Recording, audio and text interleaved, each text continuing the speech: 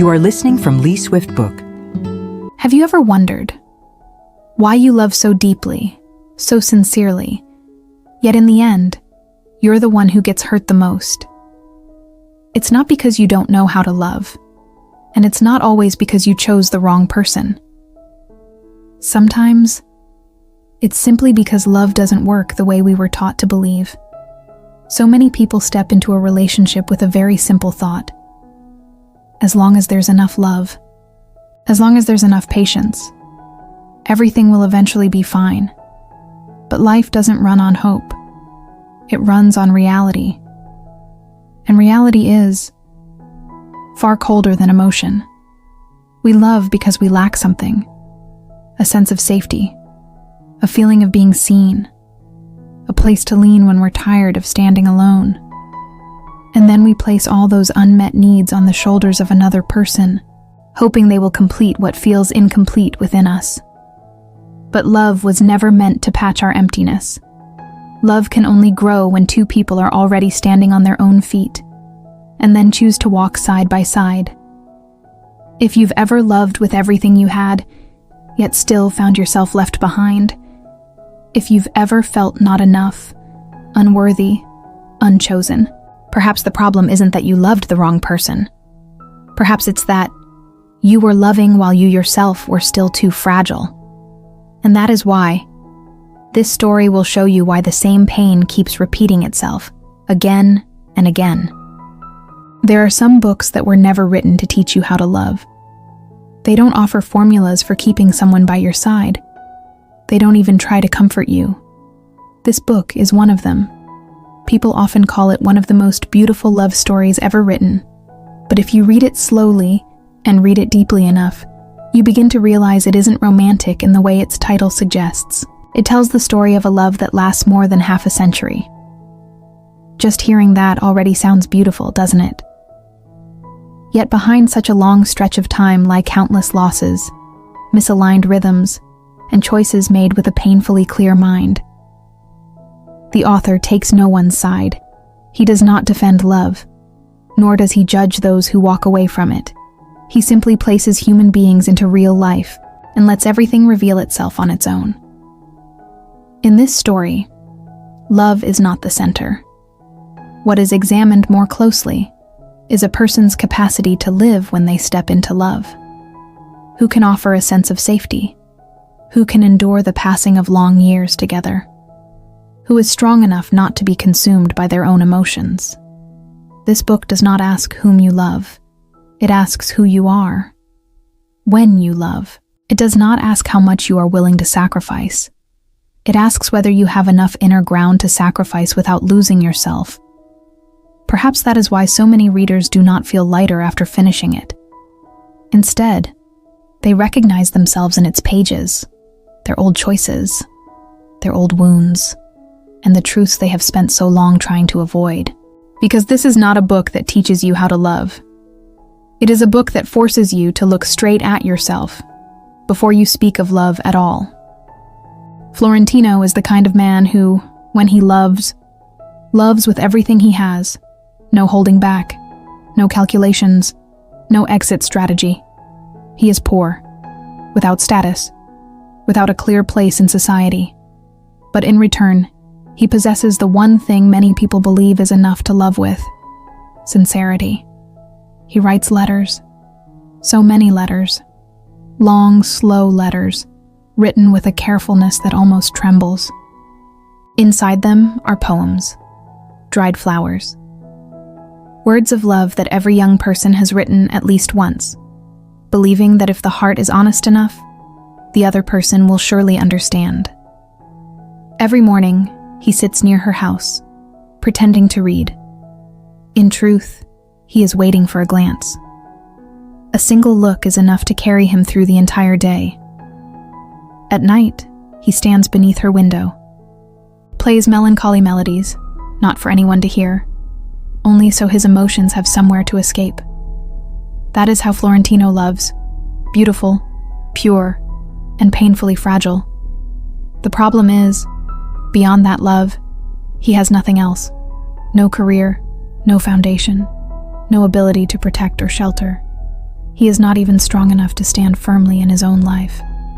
When love exists only in letters, in imagination, in distances wide enough to soften reality, it can be exquisite.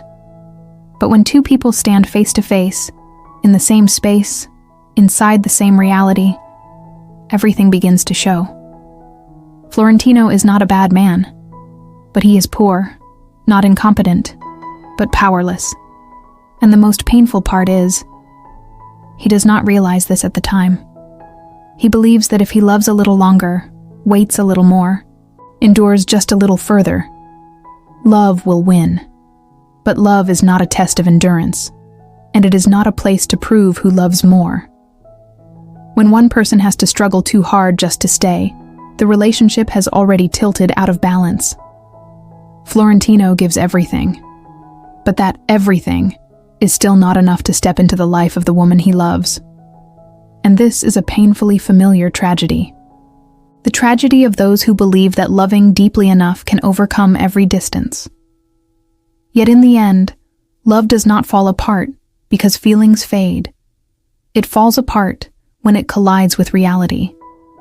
And from here, the story begins to turn toward a direction where love is no longer seen through the heart alone, but through the hard, unromantic truths of life itself. And then there comes a moment when love can no longer be viewed from a distance. It has to stand upright in real life.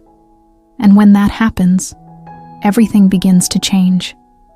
When the distance is shortened, when two people are no longer living in letters and imagination, but must face each other at close range, eye to eye, the things once overlooked suddenly become impossible to ignore. Reality doesn't ask how much you love. It asks what you are capable of carrying. Family, status, the future, stability. These things have nothing romantic about them, yet they form the foundation of every long-lasting relationship. Florentino steps into love with a bare, unarmored heart. But the world does not receive people through emotion. It receives them through position. When her father intervenes, he does not speak of love. He speaks of the road ahead, of a future that can actually be seen. And in that picture, Florentino has no place. Not because he is bad, but because he is not enough yet. This is where the pain lies. Deep pain. Because when we are rejected, we often believe it's because we didn't love hard enough. But the truth is different. We are rejected because the other person cannot see a safe life by walking beside us. And this is the moment when so many relationships end. Not in tears, but in a calm, deliberate silence. The one who stays tries to hold on. The one who leaves begins to look at life through different eyes. Love, from a distance, can survive on hope. But once placed on the ground, it must bear the weight of reality. And if two people do not carry equal strength, sooner or later, one of them will have to let go. From that moment on, love is no longer a story of emotion. It becomes a chilling question. Between these two people, who is struggling harder just to exist? When love can no longer move forward together, people begin to look for another path. One with fewer emotions, but greater safety. Marriage, in many cases, does not begin with passion. It begins with a quiet calculation. No one says it out loud, yet everyone understands. One person brings stability. The other brings what that stability requires. It might be youth. It might be beauty. It might be gentleness, or simply the feeling of being admired. At first, everything seems balanced. Everyone feels they are gaining something. Everyone believes this is the right choice. But the problem with unspoken exchanges is that they never stay still. Time passes. One side continues to accumulate. More reputation, more power, a wider world. And the other? Youth slowly fades. Energy diminishes. Their place in the relationship begins to blur. When value is no longer equal, the original balance disappears with it. And then very small things begin to surface. A colder glance, a sentence spoken with less patience, a silence that lasts longer than before. The marriage doesn't collapse all at once. It wears down, piece by piece. The one in the stronger position begins to feel overburdened. The weaker one begins to feel left behind. Both are exhausted, yet neither speaks honestly. There are marriages that do not end because of betrayal, but because of an imbalance that lasts too long. When one person is no longer a choice, only a habit. And at that point, love does not disappear. It simply no longer has enough strength to keep two people standing as equals. Marriage, in the end, is not a place to prove who is right or wrong. It is a place where, if one person walks too fast, the other slowly disappears inside the relationship itself. And here, the story touches something very difficult to say aloud: that to walk together for a long time, love alone is not enough. There is a truth that sounds painfully dry, yet it determines the lifespan of most relationships. Love only lasts when two people are still standing on relatively equal ground. No one likes to admit this, because it makes love feel like a comparison. But life compares every day, quietly and without mercy. When two people first come together, everything can feel beautiful. Emotion fills the gaps. Novelty disguises the differences. But time passes. Emotions soften. And what remains is who each person truly is inside real life. That is when imbalance begins to surface. One person moves forward, the other stays where they are. At first, it's just a few small steps. Then suddenly it's an entire distance apart. It's not that the stronger one is wrong, nor that the weaker one is at fault. The problem is this: when the gap grows wide enough, love begins to tire. The stronger one feels burdened. The weaker one feels looked down upon. Even if no one says it aloud, the self-respect of both slowly erodes. Equality does not demand that two people be identical. It only asks that they can look at each other without feeling too small or too superior. You may not have more money than the other person, but you might have understanding. You may not hold status, but you might have depth and integrity. If those qualities are strong enough, they can still keep the balance from tipping. Love does not die from a lack of feeling.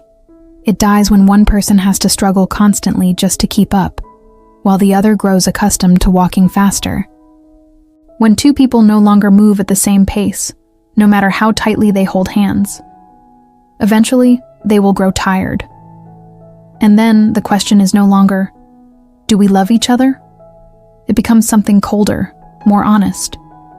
Are we still equal enough to keep walking together? After being left behind, Florentino does not become strong right away. He hurts, deeply. So deeply that he cannot eat, cannot sleep. As if the whole world has quietly closed its doors on him. And yet, that pain does not destroy him. It stays, smolders, and forces him to face a truth that is painfully hard to swallow. That love did not save him. And if he did not stand up on his own, nothing else ever would. Florentino begins to work. Not to prove anything to anyone, but to stop feeling powerless when he looks at himself. He learns how to exist in real life, how to take responsibility, how to build, piece by piece, very slowly. Years pass. He is no longer the young man playing sad music beneath a window at night. He becomes someone with position, with capability, with the power to decide the direction of his own life. And the strange thing is, when he stops trying to be loved, he begins to become someone worth loving. Not because he is rich, not only because he is successful, but because he can now stand on his own feet, without clinging to anyone just to survive. If love were to return at this point, it would no longer be a place where he begs. It would be a place he enters as an equal. And that is when the door that once shut tightly begins to open again. Quietly, without drama. Just two people who have walked far enough on their own paths, turning back to look at each other with different eyes. There are things that only return when you are strong enough. Not because you managed to chase them down, but because by then, you have become a place where someone else can finally feel safe stepping toward. At this point, a question inevitably arises, one that is painfully difficult to answer. What carried Florentino through all those decades? Was it truly love? Or was it an unresolved obsession he never learned how to let go of? He loves many women, very many, yet none of them stay for long. No one ever truly reaches the deepest part of him. Because within him, there has always been a space reserved since very early on. And that space is not one just anyone can step into. Some wounds, when left unhealed, can turn into motivation, but they can just as easily become fixation. Florentino does not merely want to love one person again. He wants to reclaim what was once taken from him, his self-respect, his sense of worth, and the feeling that he was not discarded without meaning. The boundary between love and obsession is painfully thin, especially when that love was once rejected so absolutely. If he were to return while still weak, it would be begging. If he returns when he is strong enough, it becomes a choice. And only now does Florentino finally stand before Fermina, not as a man who has been waiting, but as someone whole. Perhaps the love is still there, but it has changed its shape, less impulsive, less dreamlike, and far more lucid. Sometimes, what carries us across an entire lifetime is not love alone. It is the need to prove that we were not wrong to believe the way we once did. And when that need is finally satisfied, the obsession begins to dissolve, leaving behind a different question. If there is nothing left to prove, do we still want to love in the same way? There is a very common mistake that many of us have made at least once. Loving while we ourselves are still painfully empty. We don't love because we are whole. We love because we are lacking. Lacking recognition. Lacking the feeling of being chosen. Lacking a reason to believe that we have value. And then we place all of that weight onto another person, hoping they will fill the void, hoping that as long as they stay, we will be okay. But no one can carry another person's life for very long, not even if they love you deeply. When you enter love with the mindset of needing to be saved, you will always stand in a lower position, always afraid of losing, always trying harder. And little by little, you lose yourself without even noticing. Loving from a place of emptiness makes you accept things you should never have to accept. Words that hurt, moments of being dismissed, silences that stretch on too long. Not because you are weak, but because you are in need. Yet love cannot be built on need. It only lasts when it is built on sufficiency. When you are enough on your own, you no longer have to cling. You don't have to trade your self-respect to keep someone beside you. And if they leave, you hurt, but you do not collapse. Don't love while hoping someone else will heal you. Heal first, even if it's slow, even if you have to do it alone. Because only when you are no longer empty can love enter your life without becoming a burden to either of you. In the end, love is not about who loves more, nor is it about who sacrifices more. It is about this: whether two people can stand side by side without one having to bow down, and without the other having to look up. Balance does not make love less romantic. It simply makes love less painful. When two people can still look at each other with respect, when no one has to strain just to keep up, when no one has to make themselves smaller to keep someone close. That is when love finally has room to breathe. You don't need to become perfect. You only need to become steady enough. Steady enough not to lose yourself when you love. Steady enough not to trade your dignity for a sense of safety. Love is choosing to walk together, not to fill what is missing, but to share what you already have. And if there is one thing worth remembering after all these stories, it is this: become a good enough version of yourself first. The rest, if it comes, it will come naturally. And if it doesn't, you can still live a full, complete life. Thank you for listening. If you found this video meaningful, please support the channel with a like, subscribe, and turn on notifications so you won't miss future videos. I'll see you again in the next one.